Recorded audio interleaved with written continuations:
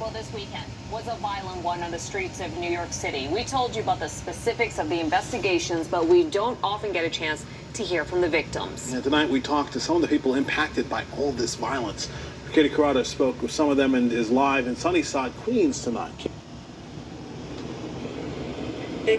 Corey, Shirley, good evening. Over the weekend, we saw at least 8 people injured, 2 people killed in multiple instances of gun violence. So often, these are just numbers or statistics. If the shooting wasn't serious, we may never hear their stories. But in reality, every shooting, no matter how minor it might seem, has major life-altering consequences.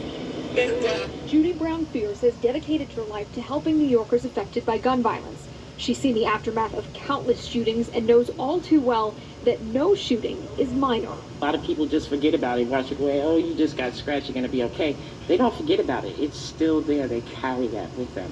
Judy says talking about trauma is most important because the mental health consequences are often intense and long-lasting. Nightmares, people coming up behind them, trust issues. As a kid, that's all I heard in my house. So when I'm outside playing basketball, or when I'm riding my bike, that's all I hear was gunshots.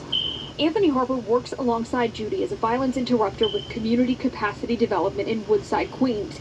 He grew up thinking the sound of gunshots was normal and knows how that environment is harmful to young New Yorkers, even if the bullets never hit their intended target. They have to be on defense all the time. So it makes them feel like they have to be a part of the gun violence too.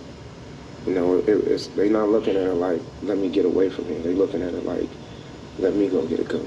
Let me protect myself. That environment impacts how both Anthony and Judy raise their own children, who they fear may be in harm's way at any moment. I have to teach my kids to be careful, watch out. Who you talk to, what you do, who you're around. You can't be in big crowds. Little things that I didn't have to think about before, I have to think about it now. And Jean also talked about the physical scarring left behind that so many gun violence victims have to face, the physical scars that they are seeing every day, a daily reminder of the trauma that they experienced. Again, she says that talking about it, not keeping feelings bottled up, is the best way to start healing. Reporting live in Sunnyside, Queens, I'm Katie Corrado, Pix 11 News. Yeah, there are so many victims of the gun violence.